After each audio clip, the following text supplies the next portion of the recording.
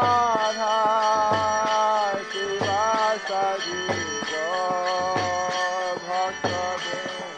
following is a Sunday feast lecture given by His Holiness Jayapatākā Swami Mahārāja on May 11th, 1980. The class begins with a reading from the Śrīmad-Bhāgavatam, Canto 1, Chapter 15, Text 21.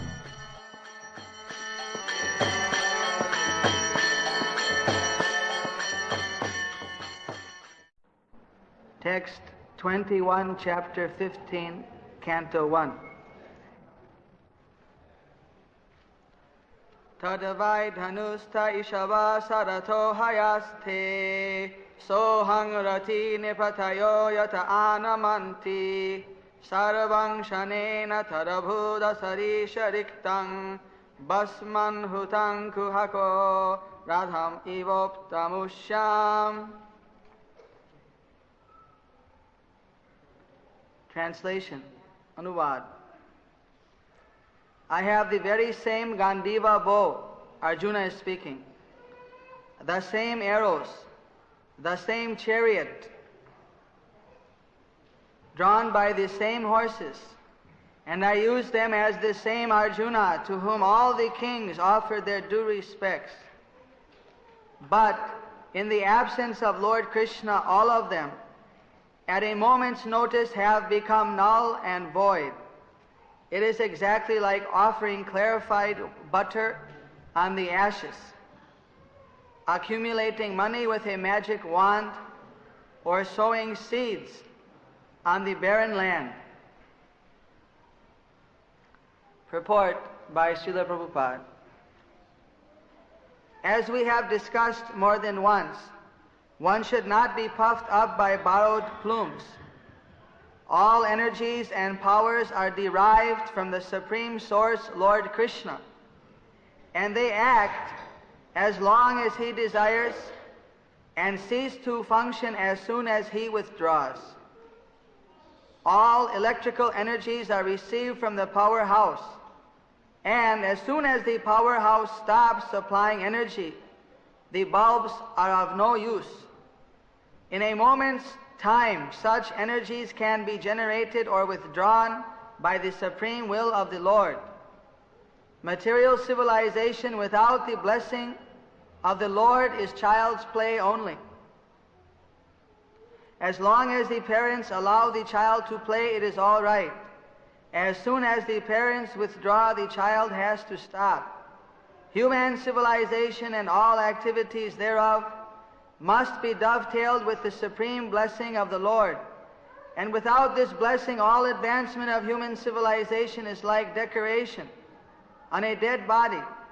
It is said here that a dead civilization and its activities are something like clarified butter on ashes, the accumulation of money by a magic wand, and the sowing of seeds in a barren land.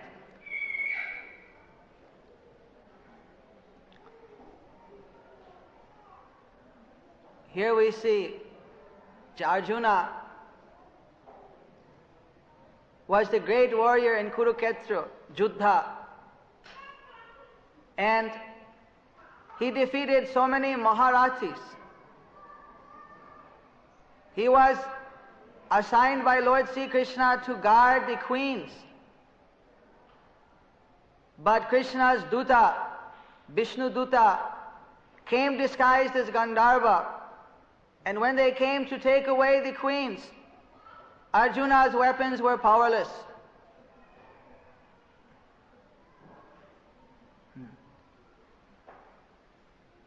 Arjuna's weapons were powerless.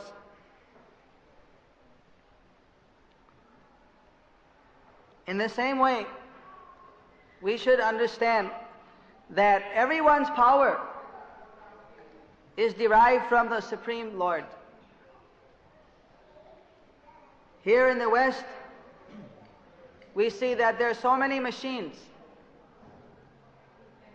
and these machines have made a vast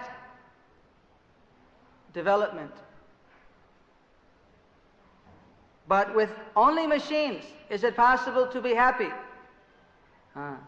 Kevala jantra ke dwar कि सुख हो सकता है. Simply by machines is it possible. मैं हिंदी बहुत अच्छा नहीं, थोड़ा थोड़ा जानता हूँ. That simply with machines one is not possible to be happy. We cannot eat the nuts and the bolts. In this regard, Srila Prabhupada, our founder Acharya, he used to criticize the Western disciples, that you Westerners, you are simply attached to machines. You cannot go to sleep without smelling a machine at night. That if you have some telephone or some machine, then you can get to sleep. Otherwise not.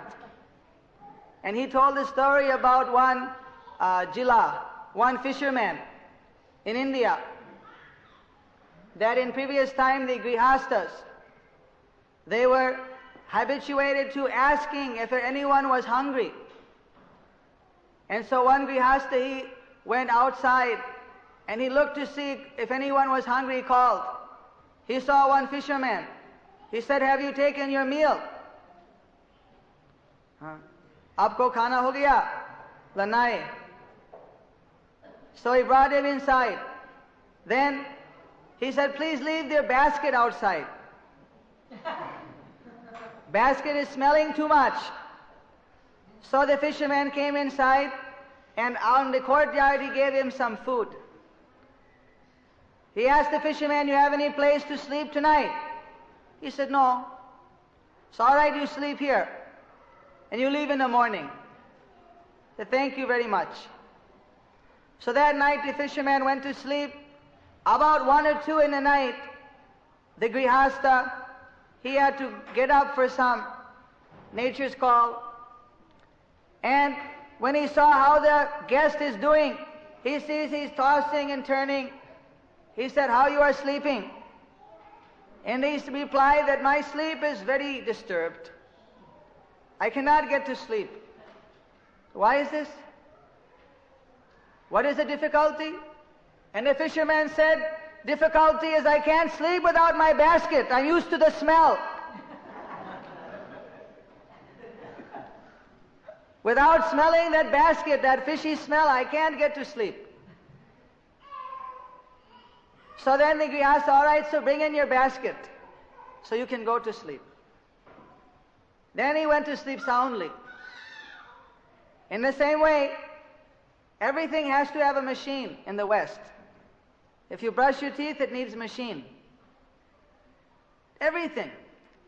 So in this way, people have become addicted. The machines are okay. Nothing is wrong with machines, except that we think that machines are our happiness, then we are foolish. Because every day they're inventing a new machine.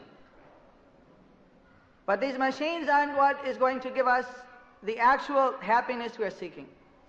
If we use the machine in Krishna's service, or we use the machine in our business and give something in Krishna's service, that will give us actual spiritual bliss.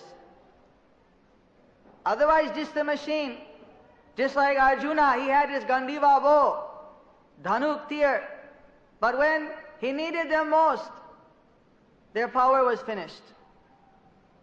We have so many machines. Yesterday I took a tour of the Science Museum, and there it had a chart 65 years before all oil finished. That is their prediction. Of course, if there's a war, then it'll be finished much quicker. Then the situation will be very critical, because all the farming is done in the Western country by tractor. And tractor runs on what? On petroleum products. Of course, in India, still they are using the bullock in most of the places. So now they are considered backward. But if there's a petroleum shortage, then they'll be considered very advanced. In fact, you may be thinking, I'm just saying this, but I have proof. Because I was recently in London, and the government was advertising in the newspaper that all farmers who had known how to use horses, they should come and become instructors. And those farmers who wanted to learn how to use horses, they'll get paid £100 a week, because they're expecting a huge petroleum crisis. Previously they had horses for plowing, for carrying the crops, but everyone forgot horses. They're just laying there unused. So now the government is paying people, please learn how to use horse. You can never tell when the steamers coming with the oil are going to be bombed, when the oil is going to be finished. Now I remember reading in the history books that British would criticize the Indian people that why you are using only bullock. You should kill them all off and get tractor. And now they're paying £100, please learn how to use horse. Save petrol, too expensive. It's costing there about $4 a gallon in UK. So, actually people may misunderstand that I'm trying to say or criticize the technological advancement. Actually, that's not my purpose. But my purpose is actually to show that an overemphasis has created an imbalance.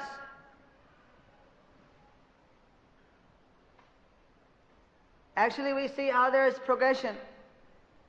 Originally, when the big cities started to build up in India, all the village people were attracted by the high salaries to come from the Gao to the Sahar. And they came from the village to the city to get the bigger salary. But they soon found that rent was higher, expenses higher. So then they thought, well, let me go to the west. Then I'll get a very big salary.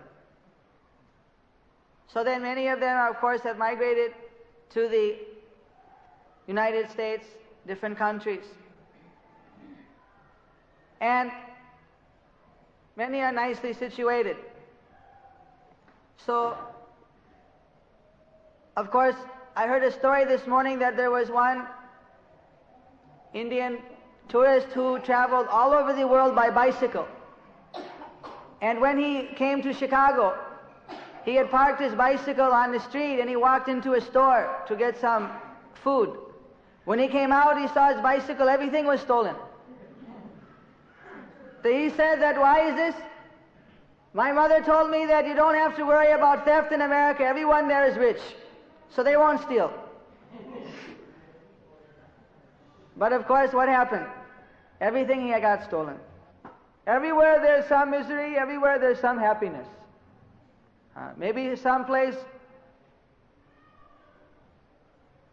one thinks that I'm more miserable, and someplace one thinks I'm more happy.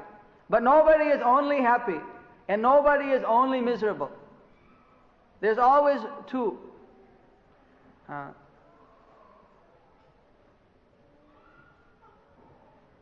Sitoshna sukha dukkada agama paino nitya tang sataiva tatikshava. Sometimes happy, sometimes sad. This is known as what? This is this material nature. Dvaivi esha gunamaya mamamaya dratthaya mameva je vapadyante maya metang taranti te. Krishna says, my maya is very difficult to conquer, very difficult to get out of. But someone who surrenders to me, easily he can overcome the stringent laws. So what we're saying is that have everything. Actually, in this material world, nothing is lacking except one thing. That one thing is Krishna. Krishna must be added. Otherwise, everything is vacuum. Without that one ingredient, nothing is full.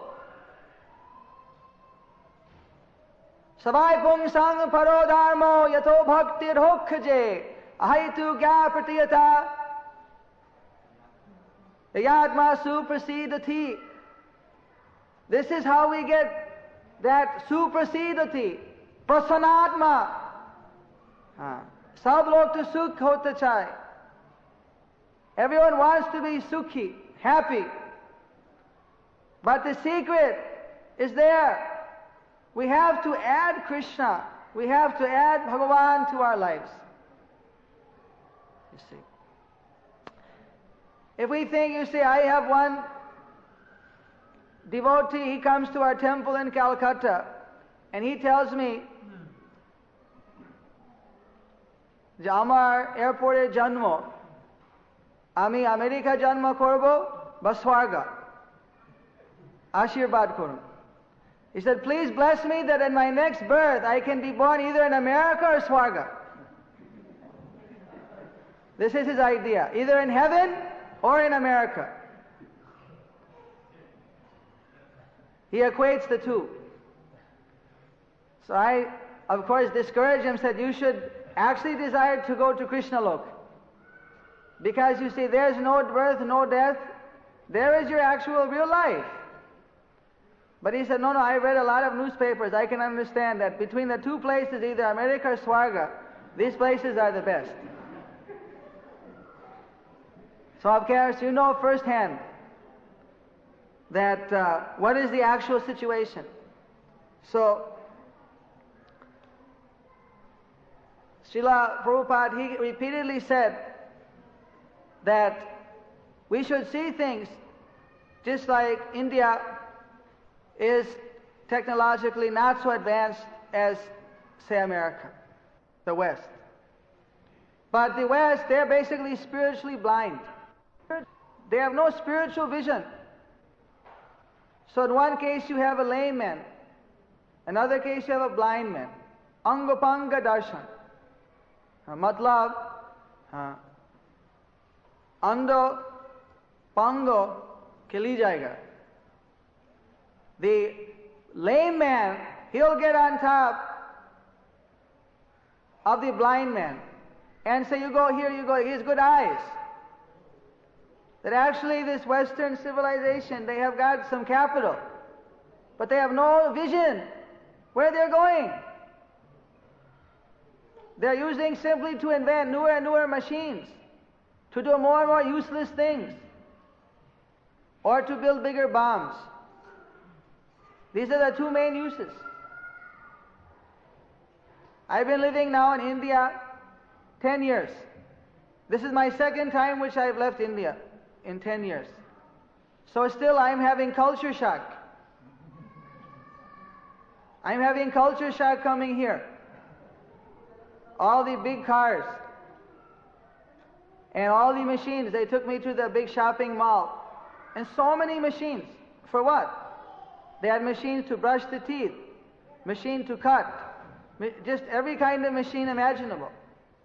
But you look at the people, and they are unhappy. When the 5 o'clock bell rang, everybody was running to get out. All the employees, because they want to go home. They just recently took a Gallup poll to all the Americans. Do you like your job? Do you like the work you do? Are you satisfied? 80% said, no, I don't, I can't stand the work I do. I'm only doing it for the money. And 20% of that 10%, they wouldn't say. And 10%, either they were liars or they're crazy. So, this is the situation. People are doing, but they're not satisfied. Why? Because there's not Krishna in their life. You see, I go in the villages, in UP, in Bihar, in Tamil Nadu, in Orissa, in Bengal, Assam, and there you ask the people, they're living a simple life. They don't have anything. They just have a grass hut, they have a cow, a little land. And immediately you see, but you ask them, are you happy? You want something? You say, no, I'm all right. But then their son, he goes to college. And is he happy? No, I need a watch, I need a terry cotton shirt, I need this, I need that. He's completely in anxiety. You see. This is the difficulty. They're brainwashed. So actually it doesn't make any difference whether you have watch or don't have watch. Whether you have Krishna, that's what counts. Actually, look at Arjuna. He was the ruler of the world. In Hastinapur, there was one government for the whole world, and he was the king and the king's brother, Yudhishthira Arjuna. They had so much opulence, Aishwarya Purna. But they didn't have any difficulty because they had Krishna. So our philosophy is not that one has to give up. Whatever you have, all right. You've got that due to your good works. Now use that in Krishna's service and be happy. You see. This is the secret.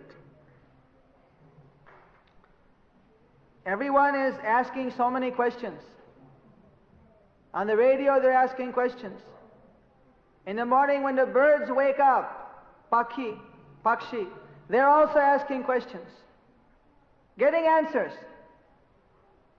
The sports announcer, he's asking question, getting answer. And the businessman, kya bhav? He's asking question, he's getting his answer. Housewife is asking question, getting answer. Everyone is asking question and getting the answer. But why no one is satisfied? That is the mystery. Why no one is satisfied in spite of all these questions and all the answers?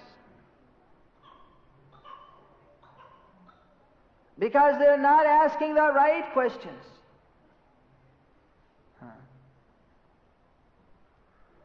Main kaun hu? Who am I? Where do I come from? Where am I going?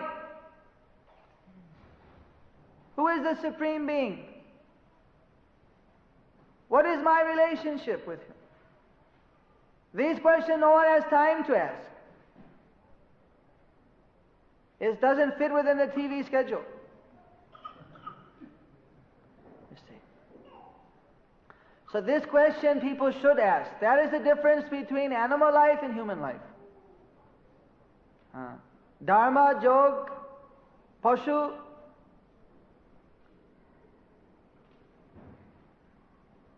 Shavan, Manusha. Dharma and religion and animal life added together equal human life. So what is human life without Dharma? Kya hai? Boliye? Yes. Pashu life. That's animalistic life. So people who are intelligent, they get sick and tired of animalistic life. So actually the Indian culture can give these people direction. Actually how they can use opulence. No one knows what to do with their opulence. They're spending it on expensive and more expensive cigarettes and getting lung cancer. This is advancement.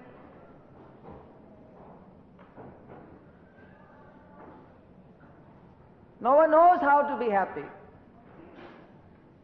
How to be happy, one has to be sattvic. He has to be in mode of goodness. If one has his senses controlled, then he has peace. And if he's peace, then he can be happy. And how can one control his senses in this Kali Yuga? It's not possible. Except by fixing one's mind by devotion to Krishna. Then one automatically gets control. Very easily. By chanting Hare Krishna, little bit every day. Few moments. Offering some bhoga to Krishna, taking the prasads. There's no reason why every family in every country around the world can't get together every night and chant Hare Krishna for a short time. There's no reason why not. Of course, there are many bhajan, there are many kirtan that are authorized. We don't mind. We say Hare Krishna because this is known as the Maha Mantra. In the Santanaya Upanishad it says, Hare Krishna, Krishna Krishna, Hare Hare, Hare Ram, Ram Ram, Hare Hare. Iti sodasakam nam nam kalikalamashanasanam nataparata upaya sarva vedeshu dishyate. These 16 words, they are the medicine for all the ills of the Kali Yuga. They destroy all the kalamash, all the contamination of this Kali Yuga. And they are authorized by all the Shastras, all the scriptures. So, this Hare Krishna Mahamantra is simplified in the Narada Pancharatrika. It describes that all the Vedic mantras, all the tantras, everything has been combined into one mantra. And that is the 8 syllables, Hare Krishna, Krishna Krishna, Hare Hare. You see. So this is not a concoction. And this is being chanted all over. And actually that it has come to the West has been predicted by Sri Chaitanya Mahaprabhu, who is the Kali Yuga avatar of Krishna. He predicted Prativite Ache, Jato Nagaradi Gram Sarvatra Prachar Hoibe Mor Naam. Which means that in every town and village throughout the world, my name will be spread. My name will be sung. This was predicted 500 years ago. And now it is true. So, we would just like to remind you about the little pastime. We sing here, Yasoda Nandana Vraja Jana Ranjana. The Jasoda Mai. One time Jasoda Mai went to chastise Krishna for eating dirt. And Krishna was running away. And finally, after great endeavor, Yasoda Mai caught Krishna, Bala Gopala. And she was going to bind him up by rope.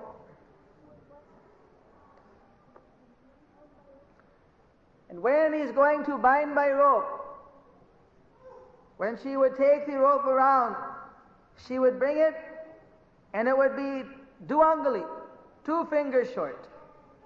So what is this? Then she'd call, give me a longer rope. Then they'd bring a longer rope. Again, she'd take it, tie around. Again, 2 fingers short. Very unusual.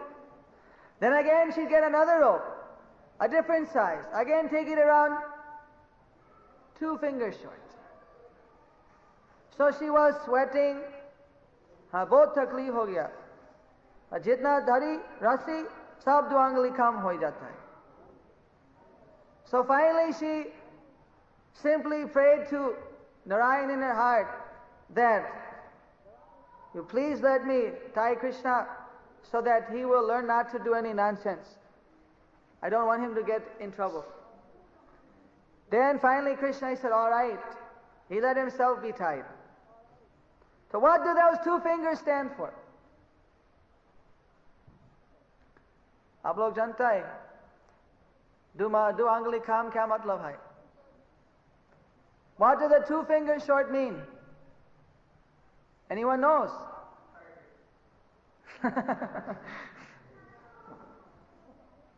Good guess. 1 finger means that you have to have, the devotee has to be a pure devotee. Has to have pure desire simply to please Krishna for his benefit. And other finger short means that Krishna has to give his permission. He has to give his sweet will. Without the 2 things, without the devotee's desire and without Krishna's desire, it can't succeed. No one can force the hand over Krishna. So Jasoda, when she had the pure desire, and Krishna, he said, all right, then she could tie him. Otherwise, nobody can tie Krishna. So you can also tie Krishna. Lakshmi is the goddess of fortune. Everyone wants Lakshmi. But Lakshmi is chanchala. She's very capricious. very whimsical. She doesn't stay in one place, but she's always by the side of Narayan. So all good fortune is only there when we have Krishna. And what does that take? We can capture Krishna if we follow the footsteps of great devotees, like Hanuman, the devotee of Ramchandra, like Jasoda Mai, the Holy Mother of Lord Sri Krishna. We have to follow Mahajana Janagata Sapunta, great devotees, and serve the feet of devotees. Then we can capture Krishna by His sweet will when He says, all right, I'm satisfied with your service.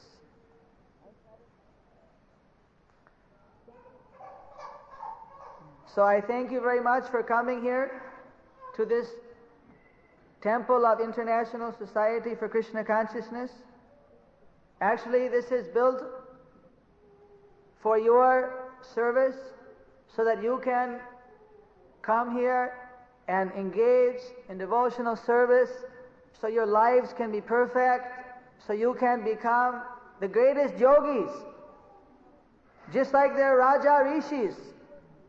In previous time, kings who were Rishis.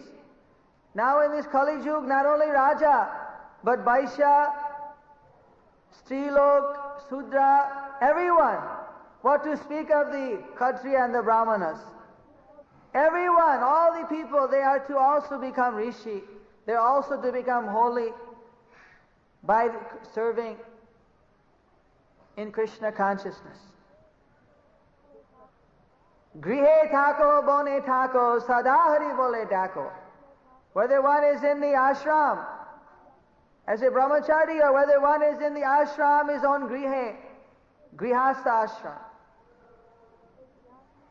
Everyone can chant Hare Krishna, everyone can perfect his life. So we thank everyone for coming here and participating in these functions, and we hope that you will day by day make advancement and become more and more attached to Krishna's holy name and be blessed. Thank you very much. Are there any questions?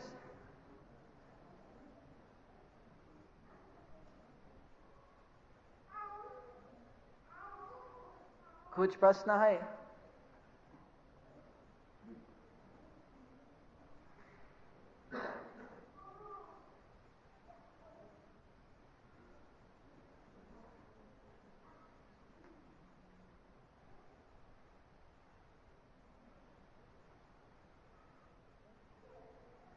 No questions. I have a question. Thank you. Was really the place where Pandavas and Kauravas were living in India, I forgot the name of the place, the capital, was it really the seat of world in those days? As you said that they were ruling the whole world from there. Yes, it describes that when Yudhishthira assumed the throne in Hastinapur, he performed the Ashwamedh Yajna, the Rajasuya and Ashwamedh Yajna. And Ashwamedh means that they sent the horse, 4 horses to 4 directions, and the countries where these horses went are described. So far as China, Europe, Africa, the descriptions given there correspond with all the continents. At that time, America was considered to be like a garbage pit. There was not considered anything here civilized.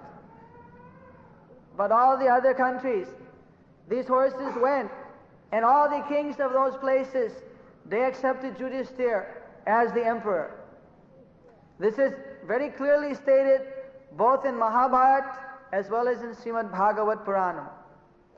Not only that, but after Yudhishthira, Parikshit Maharaj, he also performed this yajna, and he also maintained this vast power. The dating of that is about 5,000 years. Even today, There are temples in Indonesia, in Thailand, in Cambodia, very big Vishnu temples. There are temples even in South America of Vishnu, of Kali, Durga. Where did these temples come from if there was not Vedic civilization? It was a very conscious plot by the British to reduce the stature of Indian history and to bring up Greek, Roman, all these things. But they have no explanation how these murtis, how these temples are in different parts of the world. Because if the Indians were too proud of their culture, they could not have been subjugated by the British. So in this way, history has been twisted. But actually, the Indian civilization is going back thousands and thousands of years before the Greek and other civilizations. This is also confirmed. Alexander the Great, when he went to India, he found nobody cared for him. And he found very big civilizations. He couldn't find anyone to fight with. And finally, when they fought with him, he was, as you know, driven back.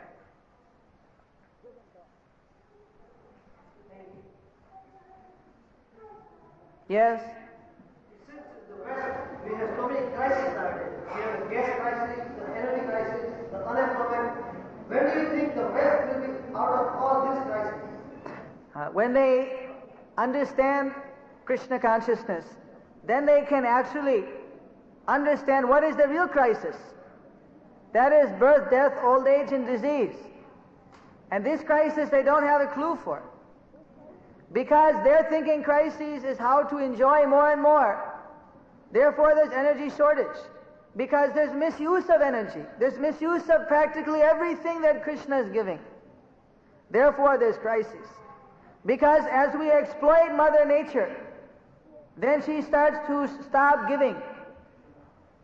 But as we utilize everything in the Lord's service, then nature begins to give more and more abundantly. When Mahārāja Prithu came, then he provided the whole world very sumptuously with all the necessities.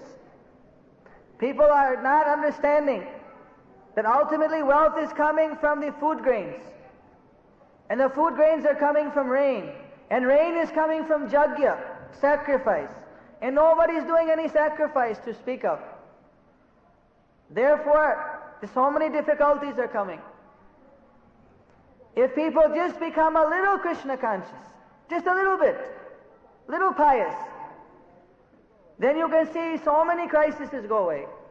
But so long as the people are becoming more and more selfish, more and more engrossed in material desire, then they become more and more implicated and crisis goes on increasing. The more people eat meat, the more they're forced to fight wars. Because they have to pay for the pap of killing so many innocent animals. You see. How much time do you think it will take? If you help us, you see, then it can go quick. If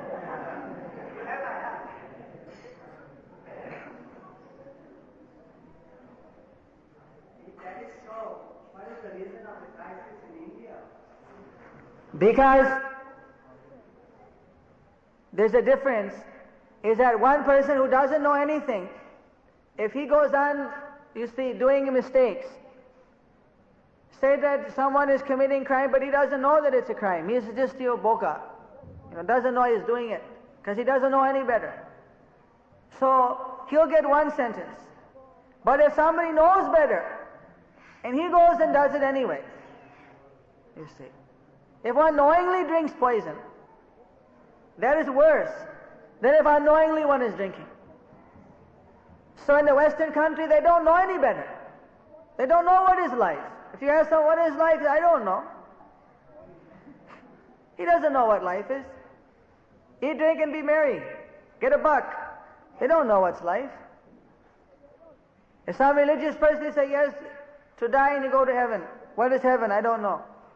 Who lives there? God. What does he look like? I don't know. You see, they have very shallow understanding. So they can't blame them too much until they get the opportunity to make it a choice. Then if they refuse it, that's their misfortune. But in India, everybody knows what is Punarjanma, what is rebirth. Everybody knows that who is Bhagavan. Basically, this is taught. In spite of that, they're neglecting. They're being misled by so many leaders who are discouraging them. Instead of build up your economy and maintain your dharma standard, they're saying dharma, this is sectarian state. We can help no dharma, no tax exemption, no help, nothing.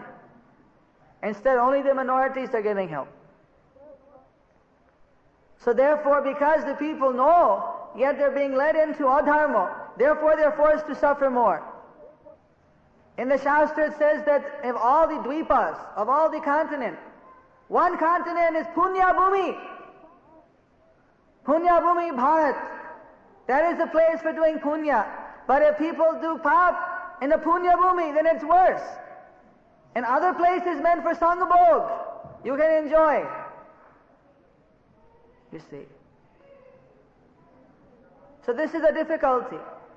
Because they know better, but they're committing offenses to sadhus, and so many bogus sadhus are also there. So-called sadhus, who are not really sadhus. That people can't say who is the real sadhu and who is the so-called sadhu. And they get misled. Therefore, situation is critical.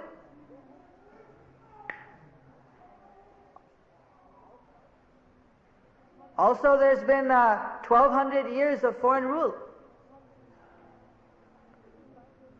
Of course, within the 25 years of independence, it's not improved. Because this standard ideology is the Western.